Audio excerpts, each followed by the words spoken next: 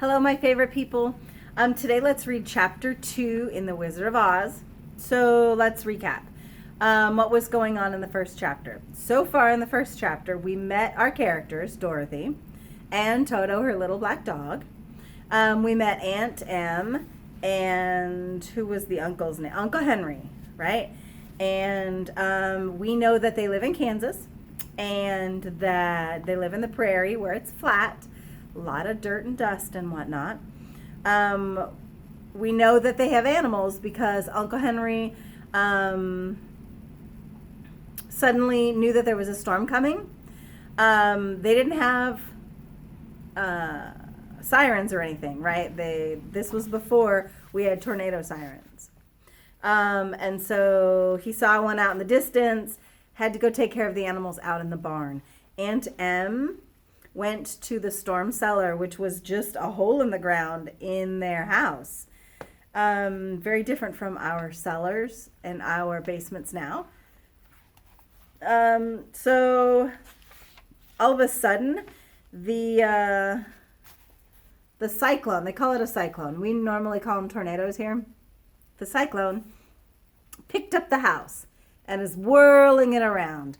And that's where we are now. So let's join Dorothy. Chapter 2 is The Council with the Munchkins. She was awakened by a shock so sudden and severe that if Dorothy had not been lying on the soft bed, she would have been hurt.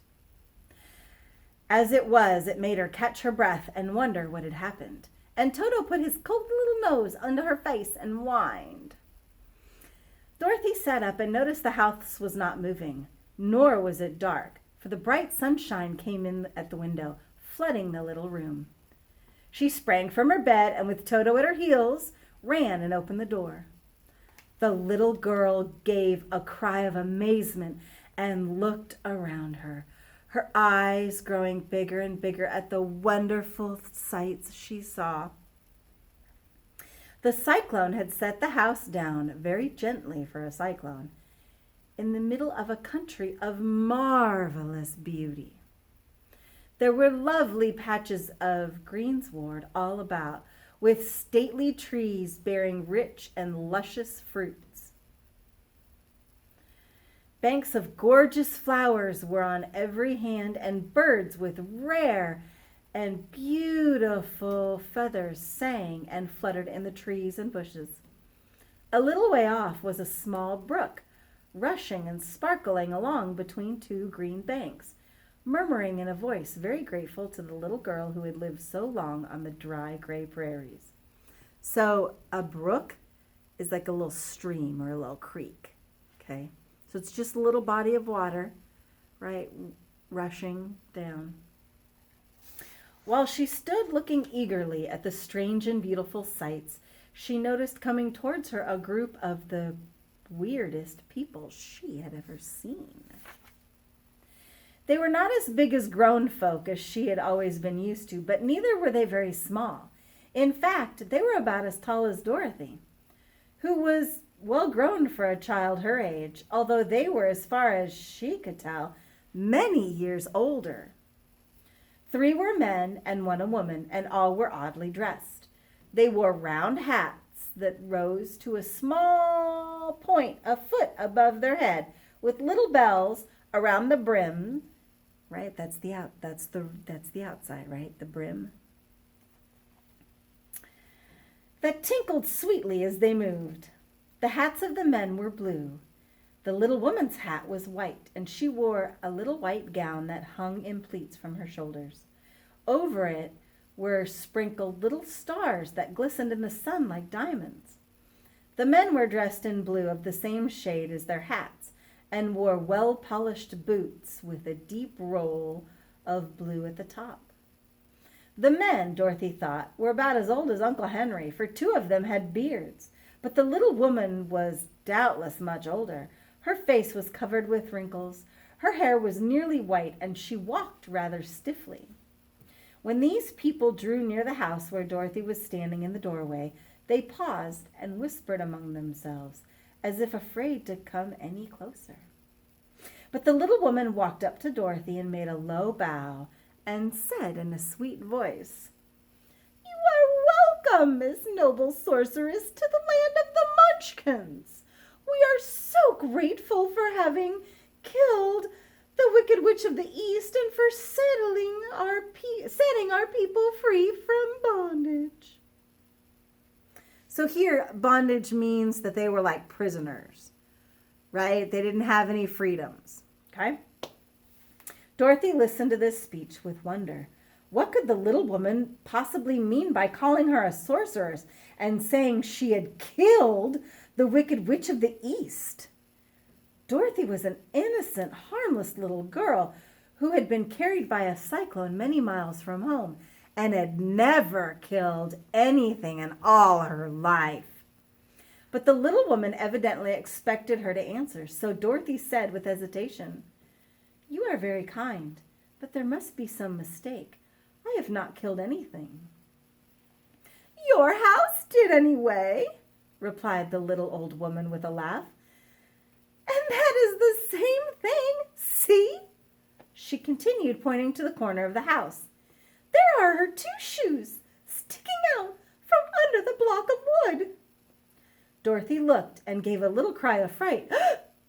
There, just under the corner of the great beam the house rested on, 2 feet were sticking out in silver shoes with pointed toes. Oh dear, cried Dorothy, clasping her hands together in dismay. "The house must have fallen on her. What shall we do?" "Oh, there's nothing to be done," said the little woman calmly. "But who was she?" asked Dorothy. "She was the Wicked Witch of the East, as I said," answered the little woman.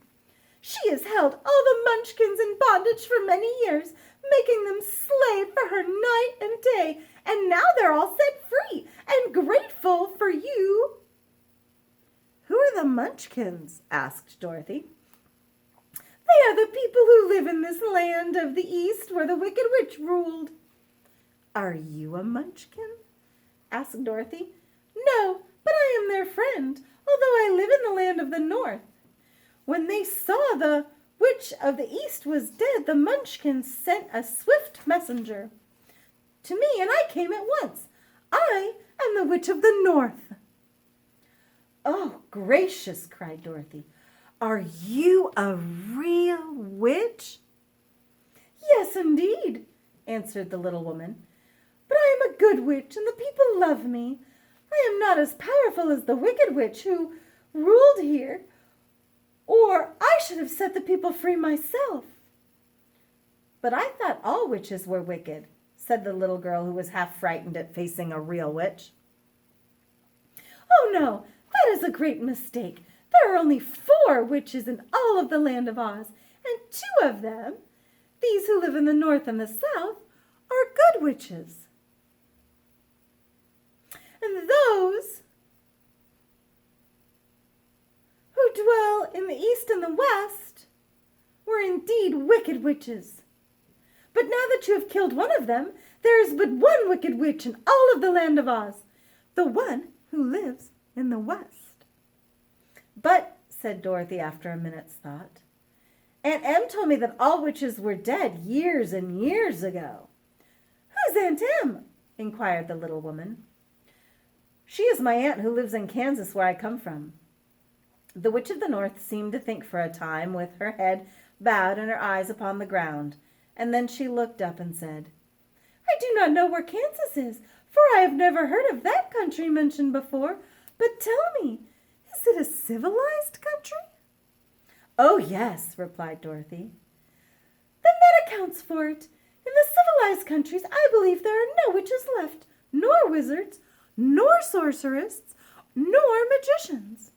But you see, the land of Oz has never been civilized, for we are cut from the rest of the world. Therefore, we still have witches and wizards among us." "Who are the wizards?" asked Dorothy. "Oz himself is the great wizard," answered the witch, sinking her voice to a whisper. "He's more powerful than all the rest of us together. He lives in the city of emeralds." Dorothy was going to ask another question, but just then the Munchkins, who had been standing silently by, gave a loud shout and pointed to the corner of the house where the Wicked Witch had been lying. "What is it?" asked the little woman, and looked and began to laugh. The feet of the dead witch had disappeared entirely, and nothing was left but the silver shoes. "She was so old," exclaimed the Witch of the North, "that she dried up quickly in the sun. That is the end of her. But the silver shoes are yours, and you shall wear them." She reached down and picked up the shoes, and after shaking the dust off of them, handed them to Dorothy.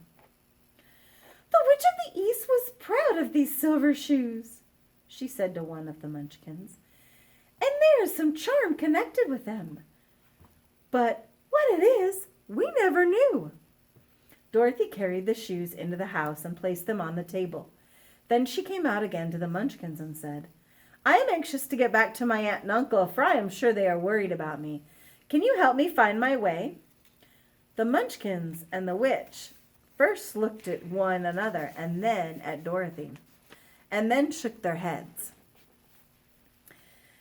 "At the east, not far from here," said one, "there is a great desert, and none could live to cross it." "It is the same at the south," said another, "for I have been there and seen it. The south is the country of the Quadlings." "I am told," said the third man, "that it is the same at the west, that the country where the Winkies live is ruled by the Wicked Witch of the West, who would make you her slave if you passed her way." "The north is my home," said the old lady, "and at the edge of it is the same great desert that surrounds this land of Oz. I'm afraid, my dear, you'll have to live with us." Dorothy began to sob at this point, for she felt lonely amongst all the strange people. Her tears seemed to grieve at the kind-hearted Munchkins, for they immediately took out their handkerchiefs and began to wipe also. As for the little woman, she took off her cap and balanced the point on the end of her nose, while she counted 1, 2, 3 in a solemn voice. At once the cap changed into a slate, on which was written in big chalk marks, "Let Dorothy go to the City of Emeralds." The little woman took the slate from her nose, and having read the words on it, asked, "Is your name Dorothy, my dear?" "Yes," answered the child, looking up, drying her tears. "Then you must go to the City of Oz. The City of Emeralds, sorry.